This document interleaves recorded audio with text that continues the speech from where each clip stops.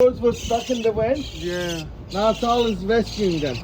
He's rescued them already. He's gonna release them into the wild. Good job, Sal. Hey, birdies are gonna go free. Yeah. Wait. This is Yeah, the show one. the customers. This is the one. Yeah, good birdie flying. Good job. We're teaching how to fly. So We're it's teaching never them how to fly. It was a nest. That's another one. They fell into chimney and. Oh, that's a big one. Yeah. Yeah. Hey, yeah, flying away. Good job, Sal. And one more here. One more.